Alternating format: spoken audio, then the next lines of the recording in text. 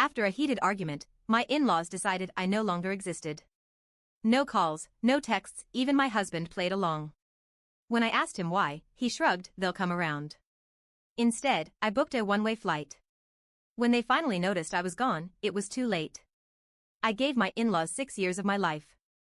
6 years of biting my tongue, playing nice, and putting up with their passive-aggressive jabs. 6 years of remembering their birthdays, sending gifts, and hosting them in my home even when they barely acknowledged my existence. And then, just like that, they decided I was no longer part of the family. No texts. No calls. Not even a half-assed holiday card. The worst part? My husband went along with it. It happened on a random Friday night. Ryan, my husband, and I met his parents for dinner at Ruth's Chris Steakhouse in downtown Nashville. It was supposed to be a nice evening, but I should have known better. His dad, Alan, had a habit of running his mouth, especially after a few drinks. Somewhere between the appetizers and the main course, he launched into his usual boomer rant about how soft men have become and how a woman's place is with her children. I looked at Ryan. He said nothing. So, I laughed. "Well," I said, swirling my wine glass, "if you'd like to pay all our bills, I'd be happy to stay home." Silence. Alan set down his fork. His face turned red. His mom, Patricia, sighed like I had just embarrassed the entire family. "You're so damn disrespectful," Alan growled. "You don't appreciate what this family does for you." I blinked. "What exactly have you done for me?" Ryan grabbed my thigh under the table. "A warning." "Shut up." I yanked my leg away. I was done playing nice. "You live in our house," Alan continued, ignoring my question. "You should show some gratitude." "Our house?"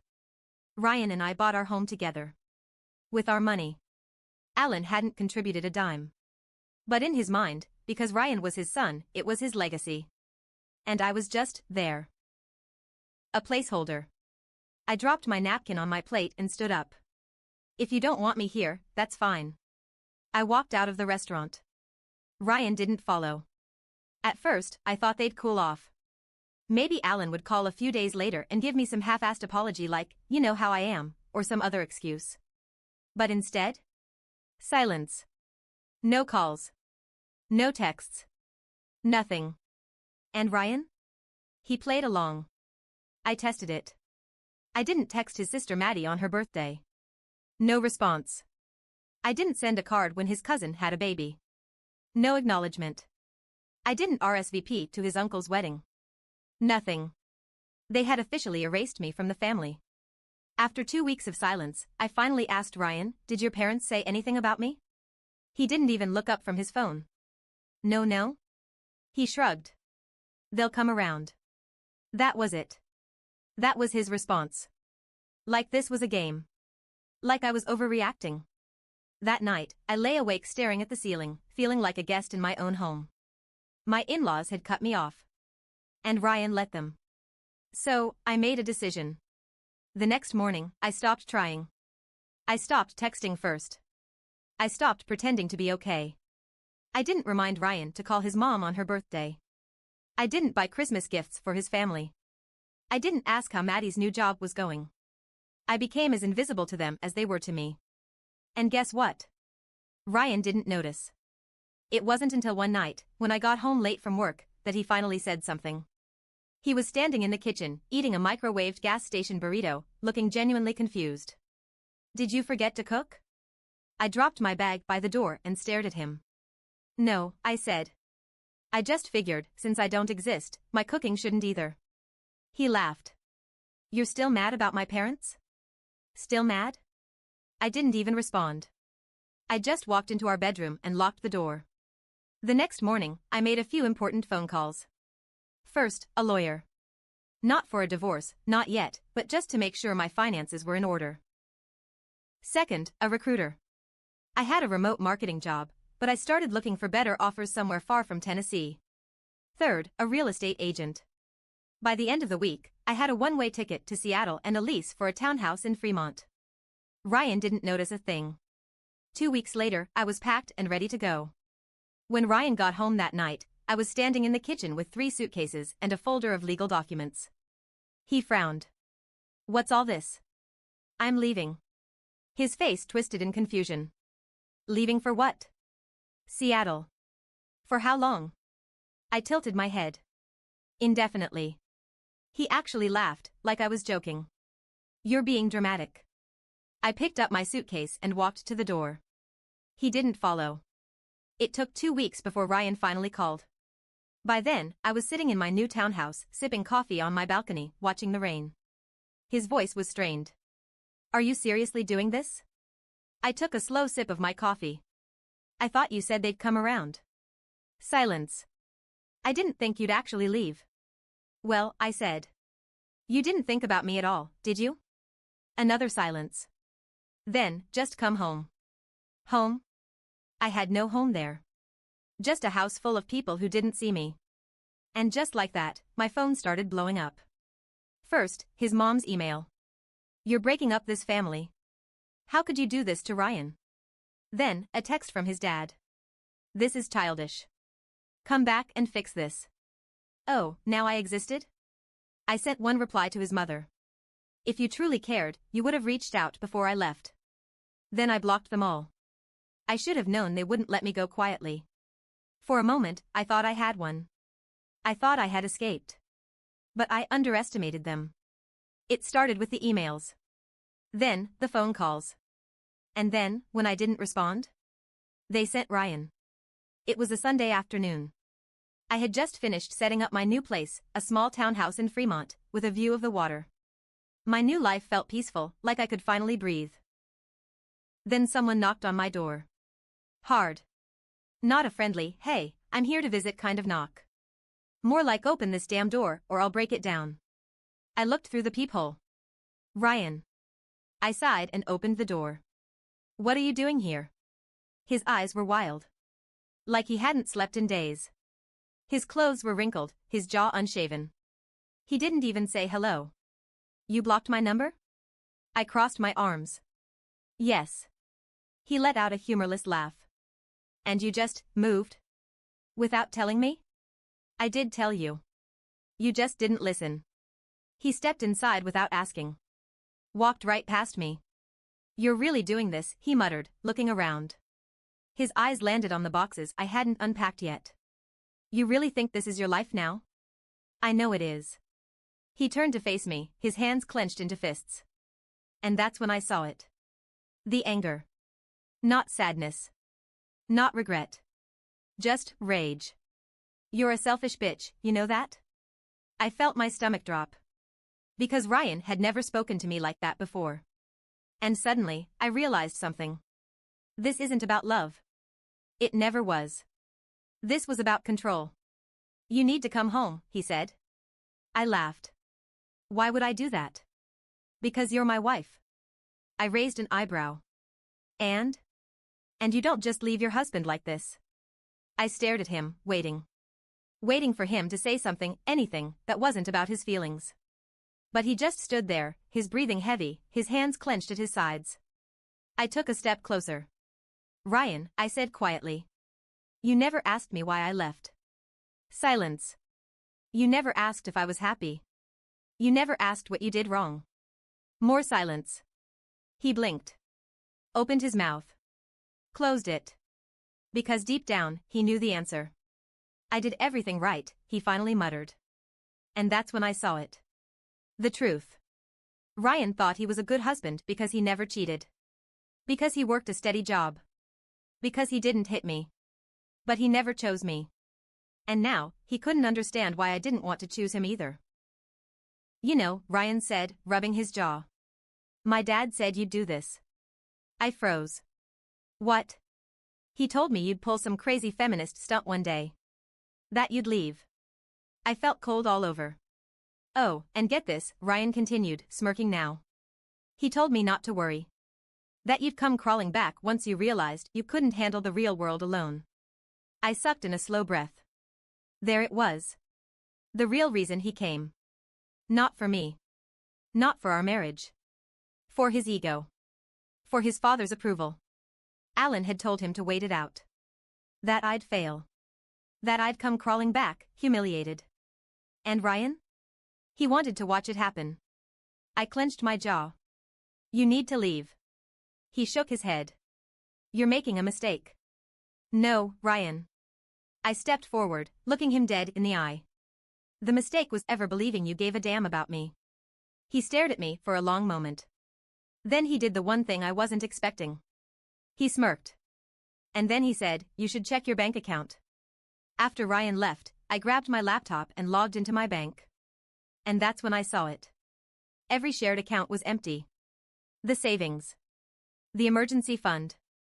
Even the joint checking. He had drained everything. All that was left was the money in my personal account, which, thankfully, I had moved weeks ago. But that wasn't the worst part. The worst part was the pending transaction. A wire transfer to Alan's account. For almost $40,000. My money. Gone. I sat there, staring at the screen, my heart pounding. I could feel the rage building inside me. He thought he could ruin me. He thought I would come crawling back. He thought I needed him. He was so sure I would fail. But Ryan forgot one thing. I was invisible to him for years. And now? That meant he had no idea what I was truly capable of. Ryan thought he won. I stared at the nearly empty bank account on my screen, my pulse pounding in my ears. $40,000. Gone. Transferred straight into Alan's account. He actually did it. He actually thought he could drain me dry and walk away. And for a second, I almost let the panic take over. But then I realized something. Ryan didn't know everything. And that? That was his mistake. I grabbed my phone and dialed the number I never thought I'd use. My lawyer. Hey, it's me, I said. We have a problem. And just like that, the real fight began. Here's what Ryan didn't know. Before I left, I had already moved my half of the money into my personal account. That $40,000? It was all his. His savings. His emergency fund. His rent money. He stole from himself. I sat back, watching my lawyer's email go out to Ryan and Alan in real time. Subject line, immediate legal action, unauthorized transaction. The body of the email was cold and professional. It explained how Ryan had fraudulently transferred funds without my consent, how I had already spoken to the bank, and how, if the money wasn't returned within 24 hours, we'd escalate to legal action. And the best part? Ryan was about to learn the hard way that Alan wasn't as loyal as he thought. Less than an hour later, my lawyer forwarded me a response. It wasn't from Ryan. It was from Alan. That money was given to me as a gift. If Ryan made a mistake, that's on him. I won't be returning a cent.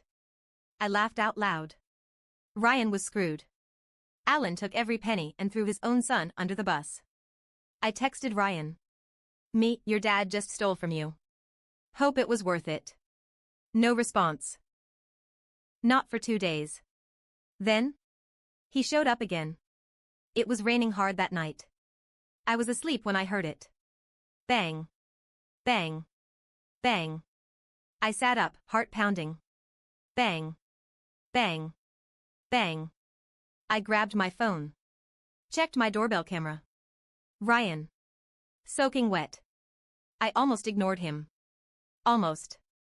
But then I saw his face. And I knew. He had nothing left. I opened the door just enough to look at him.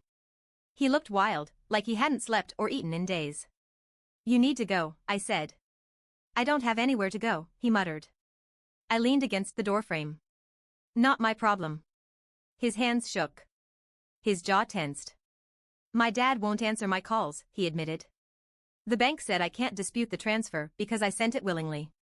And now my landlord is threatening to evict me. I crossed my arms. And what do you want me to do about it? His eyes snapped to mine. You could fix this, he said. I laughed. Fix this? I repeated. You tried to steal from me, Ryan. Why the hell would I help you? His face twisted. You're my wife. I let out a slow breath. Not for long. And then, just to twist the knife, I said, oh, by the way, tell your dad I'll see him in court. Because what Ryan didn't know was that I had one last card to play. Before I left Tennessee, I did something Ryan never noticed. I had recorded every conversation with Alan where he called me a liability, a mistake, not really part of the family. I had emails from Patricia saying women shouldn't have separate bank accounts. I had texts from Maddie, calling me crazy and a gold digger, even though I had paid for half of everything in my marriage. And I had one big piece of evidence, a voicemail from Alan, saying, "Don't worry about the money, son. If she fights back, we'll make sure she walks away with nothing." Ryan had no idea I had proof. And when my lawyer sent that final email, including the recording, Alan was suddenly very eager to settle. Ryan thought I was bluffing. Alan thought his money and his connections would protect him. They both thought I was the weak one. But now? Everything was about to come crashing down. And I would be the one lighting the match. I was sitting on my couch, sipping my coffee, when my lawyer called. "We have a settlement meeting," he said. I leaned forward. "With who?" "Ryan. Alan. Their attorney. They're offering a deal." I smiled. Because I knew exactly what that meant. Alan was panicking. He must have realized that the voicemail, his own words, was enough to burn him in court. Maybe his business partners found out. Maybe Ryan had finally figured out he'd been played. Didn't matter. They wanted a way out. So I gave them one. I agreed to meet. But on my terms. We met at a law firm downtown, in a conference room with floor-to-ceiling windows overlooking the city. Alan sat at the head of the table, arms crossed, looking like he had just swallowed a lemon. Ryan sat beside him, looking hollow. Like he wasn't sure if he should be angry, embarrassed, or terrified. I took my seat across from them, my lawyer beside me. Alan's lawyer, a slick-looking man in a navy suit, cleared his throat. "My clients," he began, "are prepared to offer a financial settlement in exchange for a non-disclosure agreement. They acknowledge the previous transfer of funds was, perhaps, handled poorly, and they are willing to return a portion of the amount." I raised a hand. "A portion?" I repeated. Alan spoke for the first time. His voice was tight with barely controlled rage. "You're not getting all of it." I tilted my head. "Oh. You're not entitled to it," he sneered. "You walked out on my son. You abandoned your marriage. Why the hell should we pay you anything?" I let out a slow breath. Then I reached into my bag and pulled out a folder. "Because," I said, sliding it across the table, "if you don't, I release these." Alan's lawyer opened the folder. Inside were printouts of emails, text messages, and transcripts of every disgusting thing Alan had ever said about me. Ryan stiffened when he saw his own messages. The ones where he mocked me to his dad, saying she'll never leave, she's too emotional. The ones where he let Alan call me a waste of a wife. The ones where they joked about how easy it would be to ruin me if I ever fought back. Alan's lawyer's face went pale. "You recorded these?" he asked, flipping through the pages. Alan slammed the folder shut. "You wouldn't dare." I smiled. "Try me." Ryan finally spoke. "You planned this," he muttered, shaking his head. "This whole time. You planned this." I turned to him. "You really think I wanted this? You left me." I clenched my jaw. "No, Ryan. You let me leave." Silence. His eyes darted to Alan, then back to me. And for the first time, I saw it. Doubt. He was finally realizing it. How his father had used him. How Alan had never cared about him, only about control. Ryan swallowed. "You want to destroy my family." "No," I said, standing up. "Your family destroyed itself." I grabbed my bag. "Now, you can either sign the agreement and give me what I'm owed, or you can watch me drag your entire family through the mud." Alan glared at me. But he knew he had lost. They signed. I got every penny back. Plus, a lump sum for damages, in exchange for not releasing the evidence publicly. Ryan left the firm without saying a word to me. He didn't even look back. Alan? Well, Alan had bigger problems.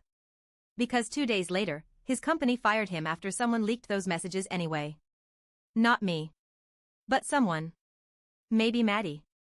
Maybe one of Alan's friends. Maybe karma. Either way, he lost his job, his reputation, and his power. Ryan? He tried calling me once. Left a voicemail. I don't know what to do anymore. I never called back. I spent 6 years trying to earn my place in that family. Turns out, the best thing I ever did was walk away. Because now, I exist on my own terms. And they don't exist to me at all.